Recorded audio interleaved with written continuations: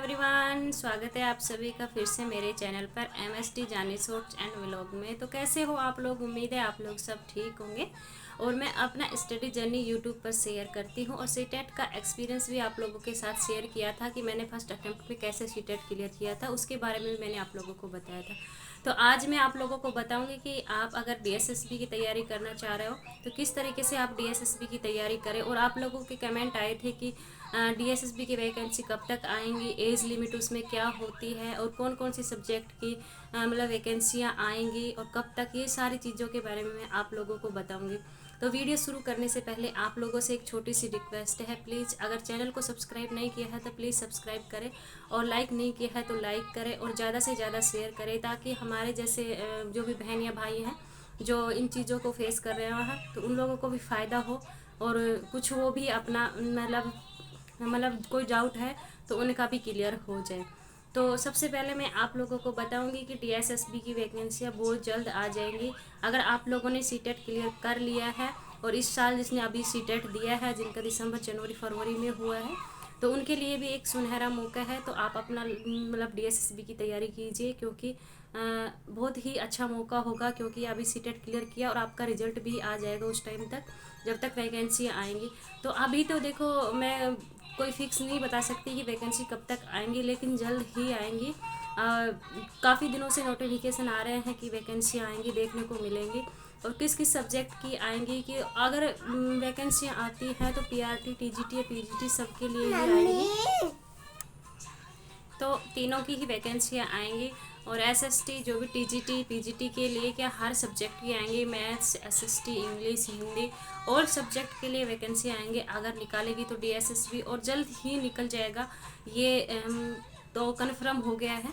तो मैं आप लोगों को ये सजेस्ट करूँगी कि अगर आप लोगों ने तैयारी शुरू नहीं की है तो प्लीज़ आप अपनी तैयारी शुरू कर दीजिए, क्योंकि नोटिफिकेशन के बाद जब फॉर्म भरे जाते हैं तो उसके बाद हमारे पास टाइम बिल्कुल नहीं रहता है। और यही एक चीज़ है जो गलतियाँ हम लोग करते हैं कि नोटिफिकेशन का वेट करते रहते हैं कि जब वैकेंसी निकलेगी उसके बाद हम अपना स्टडी शुरू करेंगे।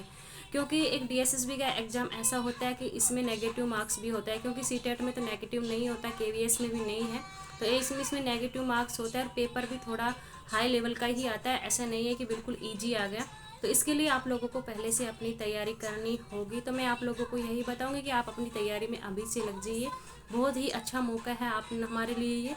तो और इसमें एज लिमिट, आप लोगों के बहुत सारे कमेंट आए थे कि मैम TGT के लिए एज लिमिट क्या है, PGT के लिए क्या है, और इन सभी के लिए मैं आप लोगों को बताऊं कि एज लिमिट अभी तक तो जो है मैं वही बता रही हूँ आप लोगों को कि जर्नल के लिए मेल्स की है मतलब 32 है, 32 है, और महिलाओं के लिए ये 40 साल कर दिया गया है। तो ये 10 साल का हमारे लिए एज का जो फ़ायदा हुआ है वो बहुत अच्छी बात है। तो मतलब लड़कियों के लिए या महिलाओं के लिए है इसकी एज 40 है, और मेल्स के लिए है इसकी 32 है TGT के लिए। और जो भी आपके जैसे जर्नल के लिए है ये तो OBC के लिए है कि आप लोगों को 3 साल का मतलब 32 में 3 साल जोड़ दीजिए तो 3 साल का आपको छूट मिलेगी। और फिजिकल हैंडीकैप्ड के लिए क्या है कि आपको 10 साल का है। और जो भी SC ST कैटेगरी है उनके लिए 5 साल की छूट मिल रही है एज के लिए। तो हमारे पास एज बहुत है। तो अगर आप लोग तैयारी कर रहे हैं तो आप लोगों का ये डाउट दूर हो गया कि हमारे पास एज कितनी है। तो इतना तो है ही नहीं कि इससे ज़्यादा एज के कोई होंगे और अभी वैकेंसी आने वाली है, तो ये डाउट आप निकाल दीजिए। तो इतनी इतनी एज है आप लोगों के लिए। और PGT में क्या है कि 36 है, तो इसमें महिलाओं के लिए कोई छूट नहीं है, इसमें 36 ही रहेगी जनरल वालों के लिए। और अदर कैटेगरी जो भी है उनके लिए जितनी छूट दी गई है 3 साल 5 साल वो 10 साल वो सब ऐसे ही रहेंगी जो जैसे पहले थी। तो यही है एज का। और ये मतलब तो ये आप लोगों का डाउट हुआ दूर। और मैं बता दूं सिलेबस के लिए कि आप लोगों को सिलेबस कैसे तैयार करना है, क्योंकि मैं भी DSSB की तैयारी कर रही हूँ और मेरा सब्जेक्ट SST है। तो मैं सभी के लिए बताऊंगी, अगर आप लोगों के पास हिंदी इंग्लिश जो भी है तो उन सभी के लिए है कि आप अगर स्टडी शुरू कर रहे हो तो स्टडी शुरू करने से पहले आप लोगों को एक काम ज़रूर करना है। आपको अपना जो भी प्रीवियस क्वेश्चन पेपर हैं, जो भी पहले एग्ज़ाम हुआ है 2018-21, जो भी आज से पहले जितने DSSB ने एग्ज़ाम लिए हैं, तो उनके प्रीवियस क्वेश्चन पेपर आप लोगों को देखना है कि कैसे क्वेश्चन पूछे जा रहे हैं और कितने लेवल तक के क्वेश्चन पूछे जा रहे हैं। उसमें आपको हेल्प मिलेगी और आप समझ भी पाओगे कि हमें कौन सा मतलब सिलेबस पढ़ना है और कहाँ से पढ़ना है। तो ये चीज़ें आप लोगों को ज़रूर करनी है। आप ऐसे ही नहीं है कि बिना प्रीवियस क्वेश्चन पेपर देखे अपनी तैयारी शुरू करने बैठ जाओगे, तो इससे क्या है कि हम पढ़ते जाएंगे और हमें कुछ समझ में भी नहीं आएगा और हमारा टाइम वेस्ट होता भी चला जाएगा, क्योंकि मैं तो ऐसे ही करती हूँ। तो आप लोगों को मैं सजेस्ट करूँगी कि आप लोग ऐसा कीजिए, प्रीवियस क्वेश्चन पेपर निकाल के अपना देख लीजिए। और जर्नल पेपर का भी यही है कि आप प्रीवियस क्वेश्चन पेपर तो आप लोगों को करना है, तो उसके लिए आप लोगों को मतलब थोड़ा तैयारी करनी होगी। और मैं कहाँ से तैयारी कर रही हूँ, मैं वही चीज़ें आप लोगों को बताऊँगी, क्योंकि मुझे इससे मेरा सिलेबस अच्छे से कवर होता है। मैंने पिछली बार भी दिया था तो मेरे अच्छे मार्क्स आए थे जनरल पेपर में, और मेरे सब्जेक्ट की तैयारी मेरी नहीं हो पाई थी क्योंकि मेरे पास टाइम बिल्कुल कम था। और जो मैं बता रही हूँ कि गलती अक्सर हम लोग वो करते हैं, वो गलती मैंने भी की थी, इसलिए मैं आप लोगों को बता रही हूँ ये चीज़ें कि अब मत करना है गलती। और क्योंकि मैं जनरल पेपर के लिए हमारे 5 सब्जेक्ट होते हैं, हिंदी, इंग्लिश, मैथ, रीजनिंग और जीके होता है। तो मैं सबसे पहले आप लोगों को ये कहना चाहूँगी कि जो चीज़ें आपको आती है आप उसको स्ट्रॉन्ग करें।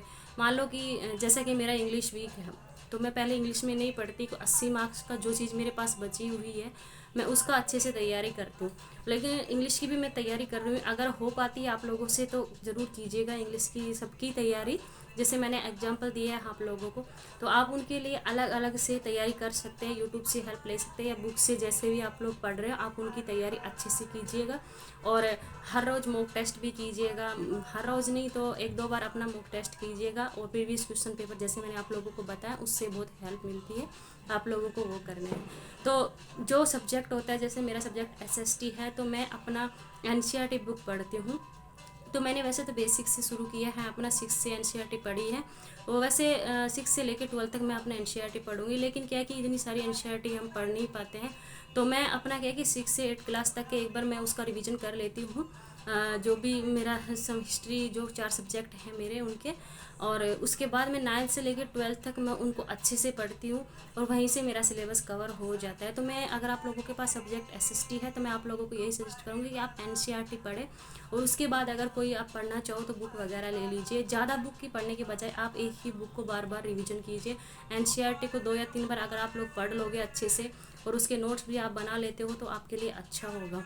तो और भी जैसे सब्जेक्ट है हिंदी, इंग्लिश वगैरह, तो इनके लिए भी आप लोगों को यही करना है कि आपका खुद का जो सब्जेक्ट रहा है ग्रेजुएशन में, 12th 11 12th में जो भी सब्जेक्ट रहा है उसी के अकॉर्डिंग, जैसे आप हिंदी के लिए भर रहे हो मान लो एग्जाम, तो आप कर सकते हो। जैसे इंग्लिश, हिंदी या आपका मैथ सब्जेक्ट जो भी है, तो सबसे पहले मैंने आपको बताया कि आप अपना प्रीवियस क्वेश्चन पेपर कीजिए और वहाँ से देखिए कि किस लेवल तक के क्वेश्चन पूछे जा रहे हैं। और मैं आप लोगों को यही कहूँगी कि आपके पास मतलब 6 से नहीं पढ़ पाते हो तो आप अपना 9th से ले लें, 9th से लेकर 12th तक जो भी आपकी ग्रेजुएशन तक हो सके तो आप अपना जो सब्जेक्ट रहा है उनकी बुक आप पढ़िए। इसके अलावा अगर आप और कुछ बुक मिलती है आप लोगों को तो वहाँ से आप ले सकते हो, लेकिन आप अपनी जो भी ग्रेजुएशन तक आपकी बुक रही है पहले उनको पढ़िएगा आप। तो आप इस तरीके से कीजिए क्योंकि प्रीवियस क्वेश्चन पेपर से आप लोगों को बहुत फ़ायदा होगा और उससे आप लोगों को पता चलेगा। तो ग्रेजुएशन तक आप लोगों को अपना खुद का जो भी सब्जेक्ट, जैसे हिंदी रहा है तो हिंदी की, इंग्लिश रहा है तो इंग्लिश की, मैथ्स है तो मैथ्स की, एनसीईआरटी जो भी बुक होती है उनको आप पढ़ना है आप लोगों को।